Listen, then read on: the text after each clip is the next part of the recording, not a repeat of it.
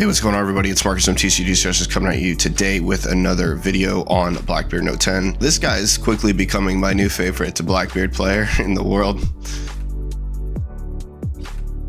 This Icy Fox 1 guy is incredible. This is going to be an insane game versus Lucci. We're just going to watch this and get into it and talk about it.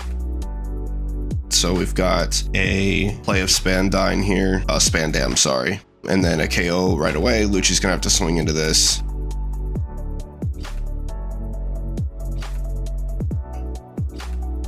We know this from my CS video, right? You need to be killing Doc Q. Here's gonna be another video where Doc Q runs amok again, unfortunately, in the second CS win for 09, but I digress. Back to this game. Use event to search for Kuzan. This might be just a continued search. I'd grab that second Kuzan. Actually, Hachinosu is probably better here now that you have one. Yeah. It looked like he grabbed Hachinosu. He's still thinking. Yeah, he keeps it. Let's swing 5 here and then maybe play Lafitte if possible. Yep, okay, there it is. Hey. Oh man, I don't even know what this guy's hand is, and I'm like doing what I would do for it. Let's go. No, I know that Icy Fox wins this, but this play right here, for example, I didn't know that he had the card in hand. I'm not really looking at his hand. He plays so fast here. Now, something odd happens. This is a dice, and the stream judge marked it. Now, I don't know if the judge can do that, and I'm not a fan of this. Just to iterate something. Now, the judge is responsible for maintaining game state, but marking something that could cause my opponent to not make a mistake when they would is kind of a like weird thing. And I'm serious, the judge is the one that puts the dice here, so it's very random. Lucci swings, milling 2 cards. And then plays 4 cost Lucci.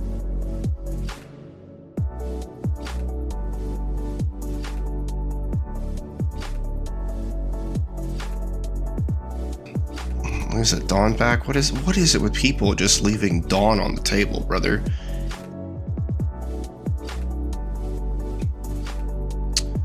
Now, what happens here in this game is going to be truly insane. This is my main takeaway from this. I don't remember what happened everything before this turn because of what will happen here now. And you'll see what I'm talking about shortly.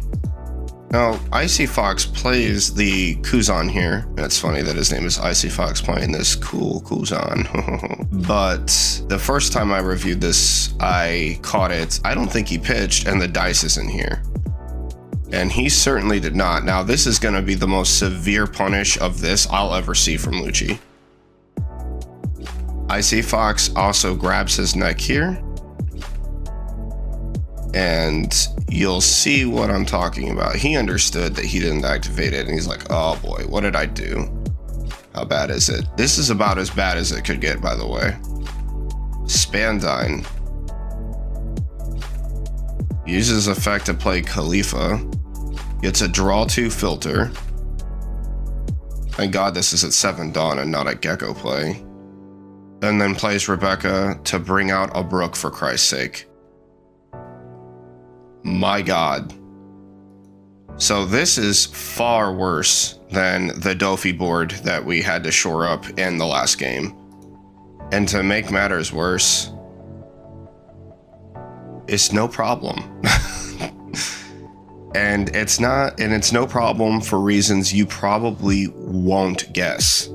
Now, I know there are people who are going to think that the event is going to come in here.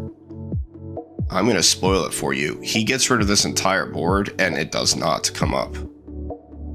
Now, we've got a double swing into the Brook here.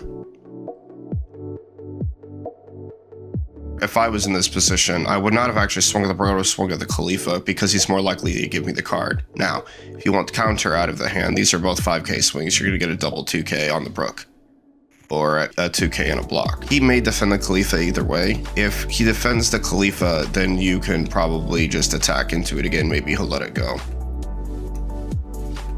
But right on cue, Kuzan doing things and just plays Burgess Shigan. And just like that, most of the board is short up.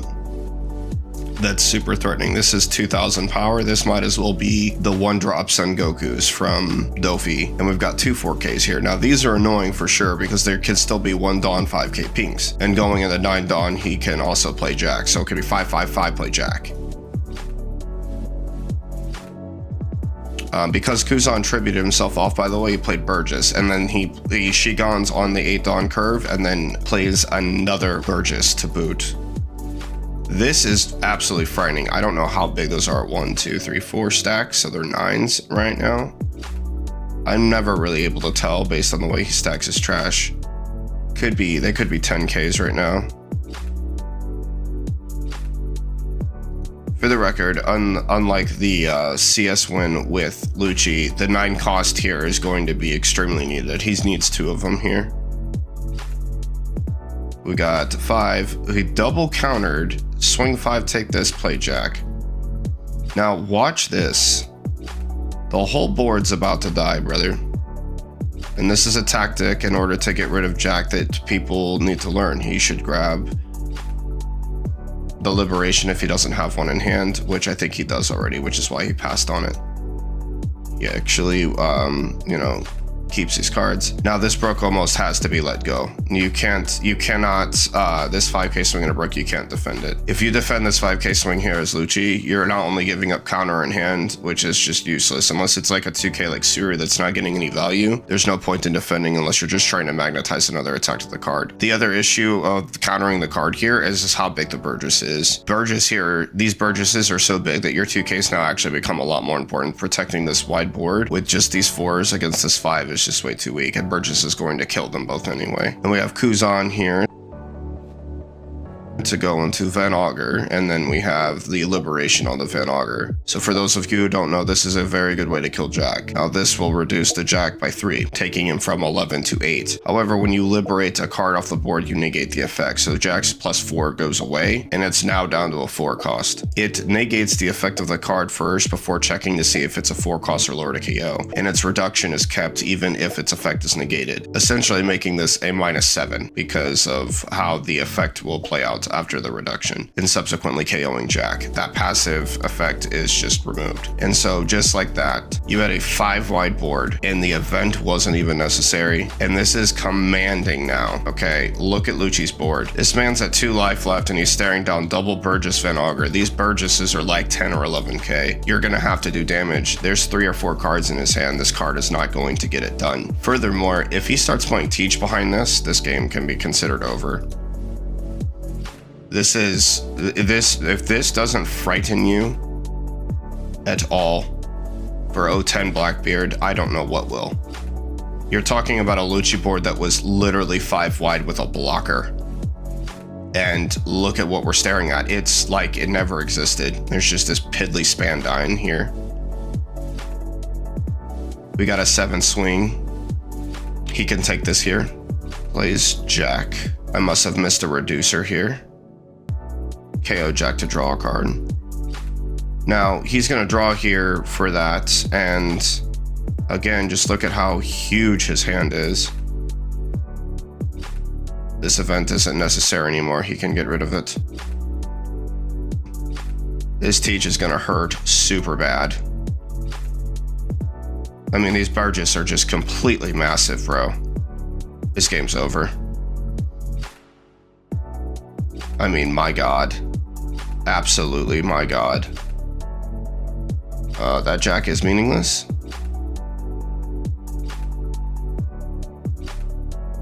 Swing 5? Yeah, no, it's getting blocked, brother. Double Rebecca. Now watch what he does here. This is also extremely crazy. We're gonna swing. He's gonna have to block. You have to block one of these. I think you actually have to block all of them.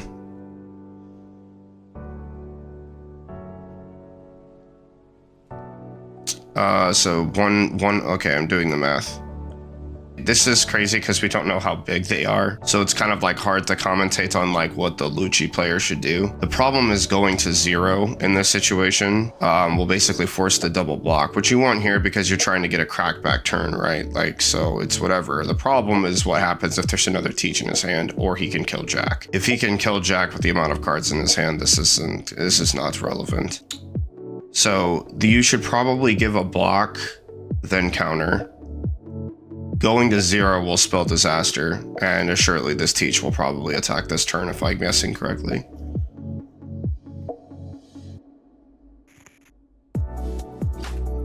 Block. Counter. And here we go. You have to also calculate this, right? I also assume this means that he calculated that this is the lower swing. That's how strong these Burgesses are. Because he would have countered out of the lower one. Pitches Gecko.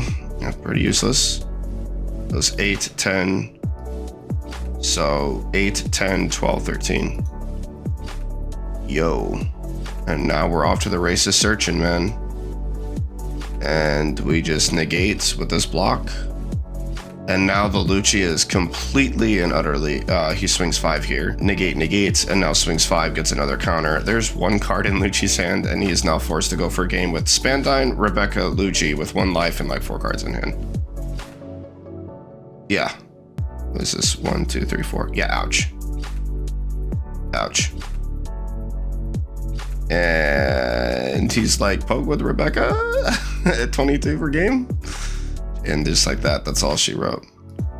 If this doesn't frighten you, I don't know what will. For the record, this game for Blackbeard could have been 5 times easier than what it was. This guy here made a mistake, and at 7 dawn, the Lucci broke out to a 5-wide board. He didn't even need the event to KO everything. That is how free this matchup is. The guy also has double Jack, and he just moves 1 and then negates the other one for the rest of the game with 10 cost teaches. This is extremely sharp and concise play, playing well under pressure. I mean, the Shagan double Burgess line was huge, establishing that Kuzan, having it become what it needed to be, and then it turning into the double Burgess was completely crazy. And the way that the Lucci player had to establish a body at 9 dawn was a double swing of 5, counter out of 2, take the last one, go on to the Jack here, and then now the Burgess leader and everything else can shore everything up, and he has it out to KO the Jack, the first Jack that is played. What a play from the Blackbeard. This was probably one of the nastiest executions I'm ever going to see of Blackbeard. Because I mean, I need to point this out again, that this entire game won by Blackbeard here was 4 times harder than it needed to be. Okay, those Burgess could have been played in the same manner with a board far less, and he could have been swinging at life a long time ago. Meaning that Blackbeard probably won this game harder if he had not just had that interim term where he forgot to activate leader effect. If you're the Lucci,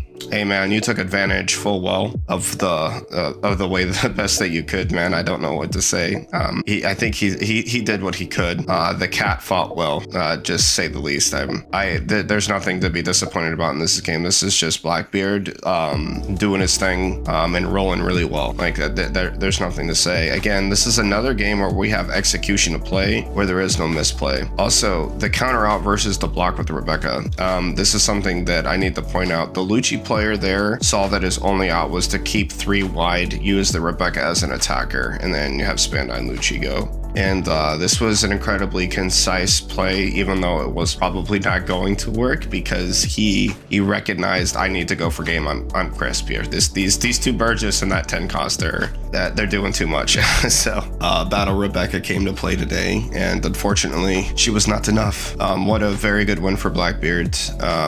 And I'm going to say this one more time. If you're not frightened by this, you should be. This is very, very strong. Blackbeard being able to negate and remove such wide boards and maintain the hand size that he's been able to throughout these 2 games is actually crazy. But this is all to explain that to do what Blackbeard did right now, we would have been at least -2, right? Because we don't get the draw of the Kuzan, and we don't replace the body, and then we would have had to play the Burgess physically the way that we did. So that's literally a -2. And so, like, he could have done all the same things, but I mean, my God, what a scary matchup for Lucci. And, you know, it seems that even though some of my people on my tier list didn't believe me, but even in 010, this is a finals match of a card fest, okay, of Kuala Lumpur, and Lucci is in the finals again. This deck is still tier 1 relevant. So Lucci mains, if you're out there, you're happy. But Blackbeard mains, we have a lot to look forward to. And congratulations to Icy Fox for winning. He did this in dominant fashion and will be a very good representative for Worlds on this deck, I assure you of that. I'm not sure if that's what he'll play, but I'm fairly certain if he does play Blackbeard, he'll be a good representative over the deck. So very, very clean gameplay from both players. Congratulations to both for making the 1-2 finish, and I will catch you guys in the next one. Let me know what you think about this in the comment section below, and I will see you next time. This is Marcus from TCG Discussions, signing off. Later.